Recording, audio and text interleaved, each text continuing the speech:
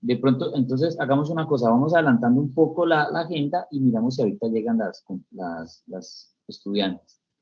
Se encuentra en ese momento en sala el señor Rafael Ángel Cepeda y Paula Andrea Legarda, ellos de la Escuela Tecnológica Instituto Técnico Central. Sí, ya lo tengo por ahí, listo. Ellos nos traen su ponencia titulada Determinar el impacto jurídico de la aplicación de la auditoría de desempeño en los proyectos de inversión de mejoramiento de la infraestructura vial terciaria, aprobados en el marco del SGR en el departamento de Putumayo para los periodos 2015 al 2020. Muchas gracias por su participación. Bienvenidos. Entonces, el escenario es todo. Bien, buenas tardes. No sé si la doctora Paula se encuentra. Es que como teníamos a las 6, entonces no sé si ella está en sala. No, si no, yo no tengo problema en hacer la presentación. Me daría pena de pronto que ella después enlace y ¿cómo se llama? Y le esperemos. Pero pues si usted determina que hagamos la presentación, yo la puedo hacer sin ningún problema. Si quiere vamos adelantando, ningún problema. Tranquilo. Perfecto. Yo les pido que me tengan un poquito de paciencia porque yo no manejo mucho el Zoom. Yo soy más de Microsoft Teams, entonces estoy apenas familiarizándome con algunos botones de aquí de la presentación. Yo les pregunto si de ahí de casualidad ya están viendo lo que estoy compartiendo. Ya te confirmo. Ahí la estamos viendo ya, sí, señor. Muy bien.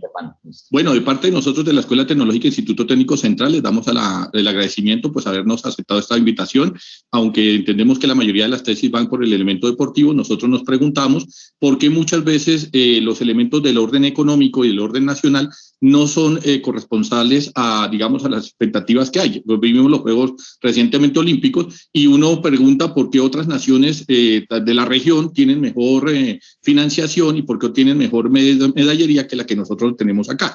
En ese orden de ideas y en esa medida, pues entonces surgen varias preguntas que todos nos hemos hecho en algún momento. ¿Qué pasa con departamentos como Putumayo? ¿Qué pasa con departamentos como Leticia, como Casanare y demás, que tienen recurso petrolero, tienen recurso mineralógico, que tienen recurso ambiental y tienen inclusive potencial turístico, pero sin embargo están sumidos en la pobreza? Entonces, por esa razón nosotros entramos en este proceso de investigación y encontramos pues algunos datos curiosos que son los que vamos a socializar acá. Es un proceso de investigación que todavía no ha terminado, pero que más o menos ya nos encontramos en un 60-70% y por ello pues podemos pues aventurarnos a decir, decidimos limitar el periodo del 2015 al 2020 porque si nos vamos mucho más atrás entonces sería mucho más, digamos, sería mucho más tétrico a la catástrofe económica que se da en este tipo de departamentos.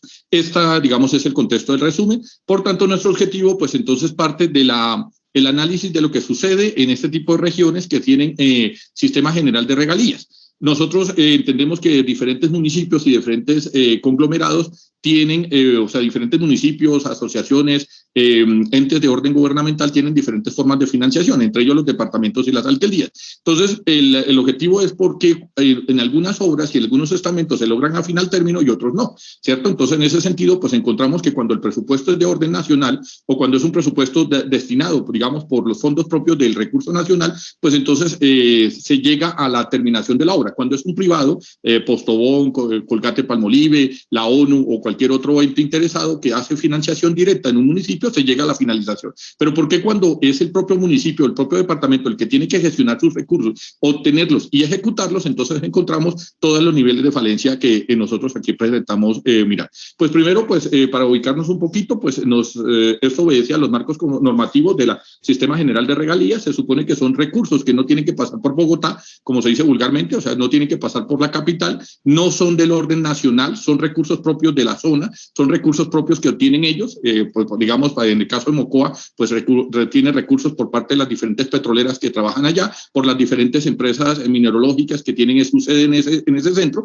Entonces ellos se consignan directamente, no le consignan a Bogotá, que era lo que pasaba en el antiguo sistema, y Bogotá era el que distribuía según los municipios y regiones cuánto le correspondía a cada uno. Entonces, entendiendo este acto normativo, pues entonces se da una independencia para que estos conglomerados o estos entes territoriales tengan autonomía de manejo de sus propios recursos. El problema es que lo que hemos encontrado, que es lo que ustedes pueden aventurar aquí fácilmente en la metodología, es que el sistema de control se ejerce siempre y cuando el recurso sea externo, pero cuando el recurso es interno no hay ningún ente de control. Más o menos hicimos el análisis de 1.500 obras que se ejecutaron, porque es que cuando se dice que el presupuesto se pierde, pues hay que preguntar en dónde se perdió, porque pues ahí está la plata, se hizo la consignación, en qué parte fue que dejaron de invertirse, en qué parte fue que se perdió el rubro. Y lo que encontramos fue que de 1.500 proyectos que se daban supuestamente para inicio de ejecución, solamente 2 o 3 tenían orden de fiscalización finalización. En consecuencia, solamente 2 o 3 llegaban a feliz término y los otros proyectos pues simplemente se perdían, o sea, no llegaban, no se sabía qué vaya a pasar con el recurso.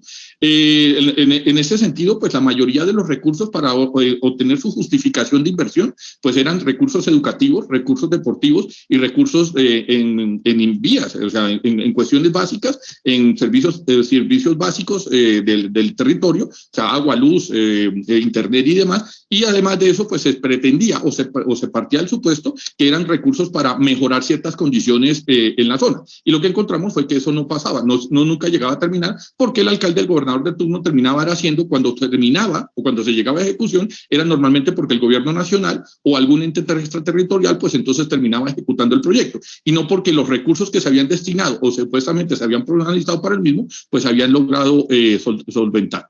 En eso, pues entonces, pues aquí digamos en el periodo de resultados, pues nosotros lo que encontramos es que si bien no se puede hablar de que hay una desviación de recursos o desviaciones de fondos, porque muchas veces se le echa la responsabilidad o la culpa a fenómenos que ya todos conocemos en esos departamentos, como la violencia, como el subdesarrollo, como las dificultades de acceso y demás, pero lo que sí no se analiza es que justamente el resultado de ese subdesarrollo es lo que no permite que estos municipios lleguen a feliz término. El caso concreto que nosotros ponemos aquí es el caso de Mocoa, porque pues nuestra compañera Legarda es de allá y pues teníamos algún tipo de conocimiento, digamos, de lo que está pasando en la zona. Entonces, ¿qué nos dimos cuenta? Que Mocoa tiene un potencial turístico que no se desarrolla porque simplemente no hay procesos de inversión. El turismo es una situación frágil, es decir, ningún turista, a menos que le guste el deporte extremo, se va a meter en una zona de orden público. O sea, no va a querer llegar a sitios donde sabe que su vida o su integridad física o emocional puede llegar a estar comprometida. Entonces, no se desarrolla el potencial turístico por los factores armados que se encuentran en la zona. Segunda parte, no hay formas de accesos, entonces se vuelve supremamente costoso, porque en el caso de Mocoa casi que la forma de acceso por excelencia es el río, pero pues el pasaje puede estar costando 40, 45 mil pesos de un lado a otro, entonces se vuelve muy, o sea, de ir de un municipio a otro, se convierte en algo supremamente costoso, no facilita a sí mismo que llegue población ni turista ni obviamente población local. Y la construcción de recursos pues se tiende a demorar mucho tiempo, porque una vía que tranquilamente, digamos, en el interior, digamos en Cundinamarca, se puede tardar un año, año y medio, en estos municipios se tiende a tardar 10 a 15 años. Entonces, y hay vías que encontramos nosotros que INVÍAS las declaraba como ya inauguradas y sin embargo pues estaban en proyecto, o sea, no había ni siquiera, o sea, todavía estaba pasando por, como dice vulgarmente uno, las mulas y los burros. Entonces, no hay como tal la vía, simplemente hay el trazado y no hay entonces un ente que corresponda y responda frente al proceso.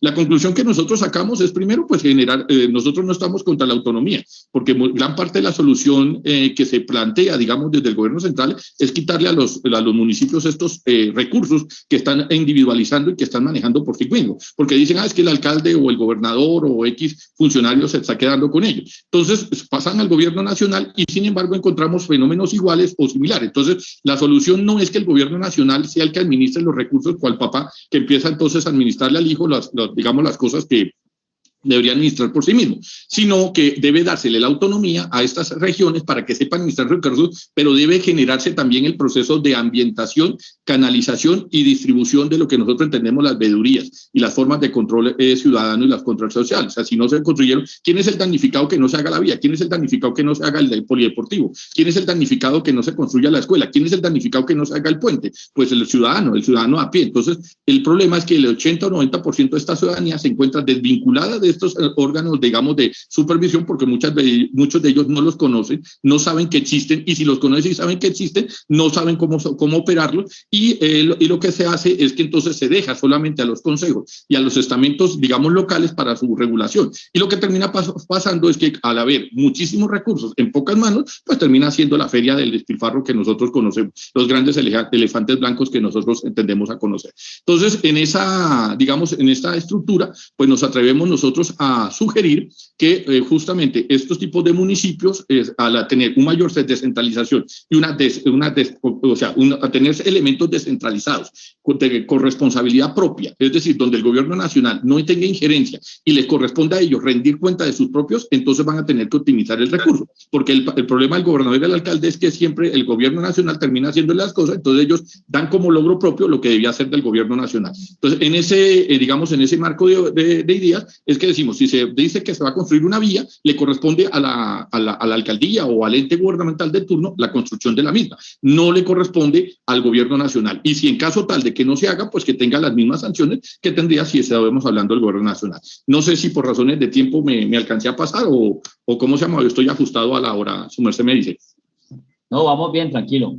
No bueno, pues entonces le agradezco mucho. Entonces, pues habíamos dejado una segunda parte de la intervención, era de la doctora Legarda, no sé si ya se encuentra en sala, si no, pues con mucho gusto yo la puedo explicar acá, porque pues estos decretos, aunque pueden parecer que son, digamos, que no son complementarios ni necesarios, el problema es que son los que habitúan y regularizan lo que entendemos nosotros los entes de control. Le dice normalmente a la población que el problema de esos fracasos administrativos locales es que derivan en que se pierdan autonomías. O sea, estamos regresando a la Constitución del 86, que el papá Estado desde Bogotá le diga a alguien en Manizales, Santa Marta, Cartagena, Monpós, Bolívar o Sabana Larga, donde sea que se encuentre, que entonces toca construir un acueducto, que toca construir una termoeléctrica, que entonces y en consecuencia, pues al recaer todo en el gobierno central, pues se vuelve un proceso lento, porque ¿quién conoce en sí mismo las deficiencias que hay en la zona? Pues las personas que están dentro. Estos artículos se encuentran en proceso de modificación, como dan cuenta, pues el acto legislativo 211 se encuentra actualmente, no los quiero abrumar con la cantidad de normatividades y leyes que lo respaldan, porque no es la intención de la presentación,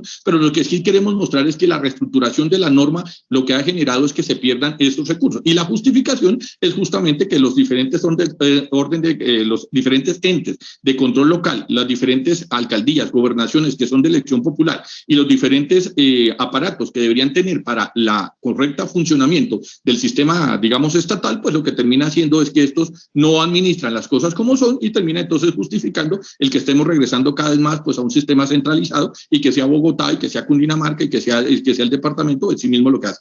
Esto trae un nivel de desarrollo. En el caso de Mocoa, nosotros hacíamos la comparación con Macao. Mocoa no tiene potencial turístico, no tendría por qué tener ningún tipo de desventajas frente a grandes ciudades del mundo. O sea, tendría que compararse con Macao en Brasil o con Tierra Firme en Uruguay, que son centros atractivos.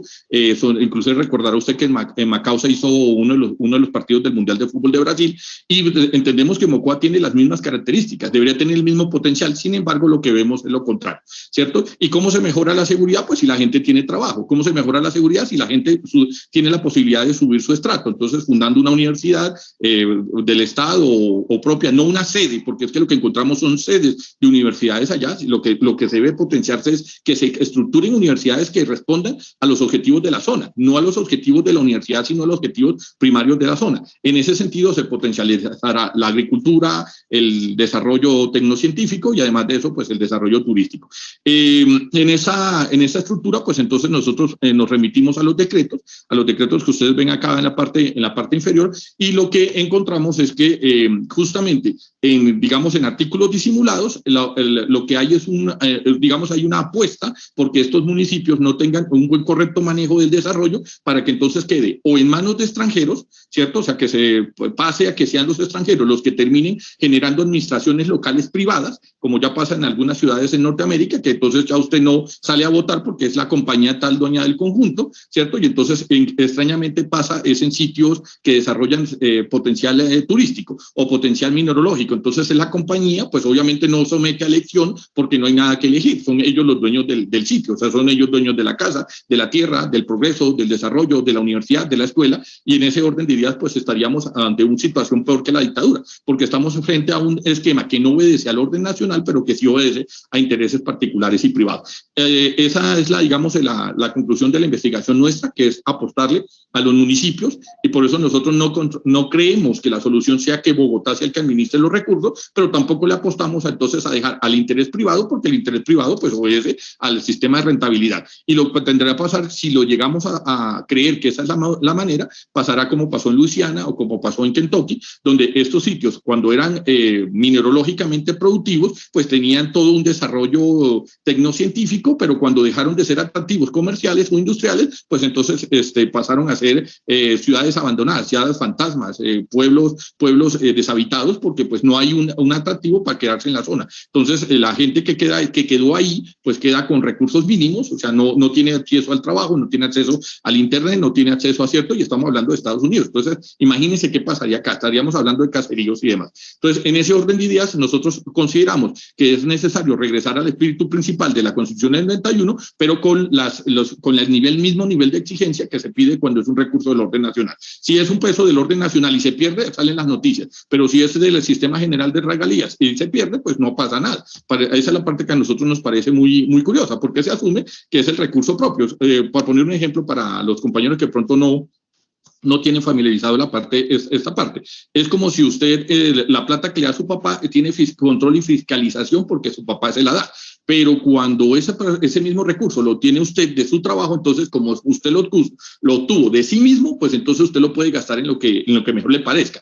Entonces lo puede despilfarrar, pero como aquí estamos hablando de recursos públicos, entonces el que los despilfarra pues es un ente particular, o sea, termina siendo una figura particular para un interés particular y no para el interés comunitario. Y en ese sentido, pues entonces se arropa en que es un recurso propio que tuvo la propia alcaldía para sí mismo, ¿cierto? Pero no termina siendo para la alcaldía, sino para los funcionarios que en ese momento están. Y en ese orden de ideas, pues entonces se generan los procesos de exclusión, pobreza extrema, desplazamiento forzado, violencia que todos nosotros conocemos.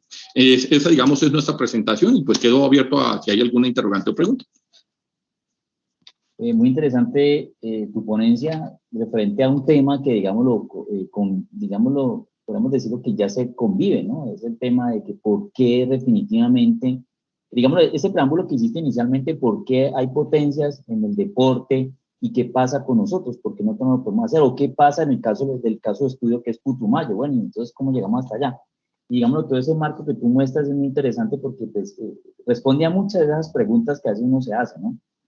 Sí, no, resulta curioso que, por ejemplo, Chocó se considere que es uno de los departamentos más pobres, pero colinda con Antioquia, y hay municipios que quieren quieren seguir siendo chocoanos, pero que seguir teniendo la prestación de servicios de Antioquia. Lo lógico sería que si están ahí, nos los separa 10, 20 metros, tengan los mismos beneficios que si estuvieran en Chocó, en Antioquia, porque estamos hablando del mismo país, no estamos hablando de otros países. Entonces, y pasa lo mismo con el deporte. En caso de Bogotá, aquí para los compañeros que no son los que no son de acá del interior, los que no están de acá de Bogotá, saben que aquí nos ponen 3 impuestos para la protección y la defensa del deporte.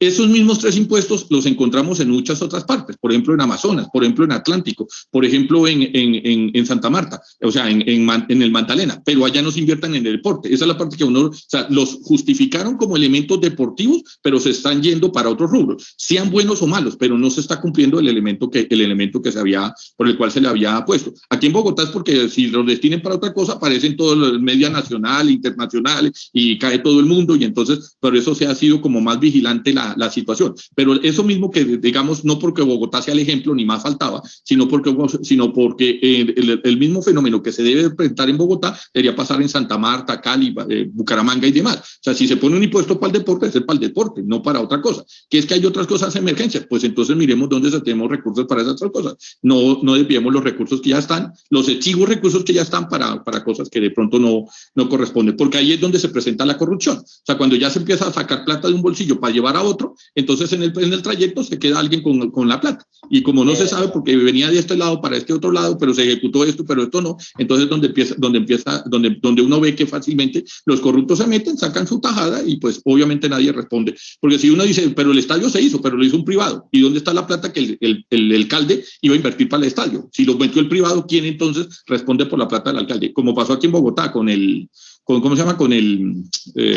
Aquí le llaman Movistar Arena, pero eso antes se llamaba el Coliseo. Entonces lo puso Movistar, y Movistar tiene todo el derecho a poner la publicidad. Entonces la pregunta es, pero la alcaldía durante 20 años recogió fondos para la actualización. ¿Qué pasó con la plata si lo terminó haciendo Movistar? Sí, esa es la pregunta que uno se hace acá. Entonces, esos escándalos que se vuelven de orden nacional, pues ojalá no fueran de orden nacional, sino que cada escandalito de orden regional obligara a que el alcalde de turno, el gobernador de turno, pues invirtiera los fondos en lo que es en salud, educación, deporte y demás. Eso sí es verdad, eso es una discusión que, digamos, lo que no hablamos de décadas, sino que estamos hablando de siglos, ese tema de que ese centralismo y cómo nos descentralizamos, bueno, eso estamos hablando desde Bolívar y Santander, eso estamos hablando pero no se ha podido, ¿no? Y a veces, digamos, esa parte de la distribución de regalías que en un momento dado que se descentralizó, pues, tiene sus pros y sus contras, ¿no? Porque lo que vos decías, en un momento, pues sí, si la centraliza Bogotá, dice yo la asigno así, y de pronto ya ahora lo coge cada por ejemplo, Putumayo, Mocoa, son buenísimos. O sea, ¿cuánto recogen en impuestos, en regalías, perdón, de petróleo? ¿Y qué está pasando? Sí, es un tema de bastante cuidado, bastante análisis ese tema, porque pues ya uno empieza a meterse ya en otras cosas que ya no entiende que el tema es más complejo. Sí, por eso claro. La apuesta nuestra no es regresar a la Constitución del 86, que o sea, nosotros decimos, ¿por qué se deja que esas cosas pasen? Porque la apuesta del gobierno nacional sí es regresemos a la Constitución del 86. Nosotros volvamos a administrar porque ustedes no pudieron. O sea, es como demostrar que ustedes, un menor de edad, no pudo asumir su mayoría de edad y nosotros entonces nos tenemos que ir a tratarlo como un adolescente y administrarle los recursos. O sea, usted no pudo controlar su propia plata, entonces yo le administro que tiene que gastar. Eso para nosotros es peor que inclusive lo que puede estar pasando en la región. Eso sí es verdad. No sé si de pronto alguien del público tiene alguna pregunta, algún comentario, alguna inquietud, no sé si le han transmitido a nuestro ponente. Bueno, en todo caso yo sí les agradezco a todos ustedes haberme escuchado. Gracias a ti por tu presencia, por participar en nuestro evento. Muchas gracias.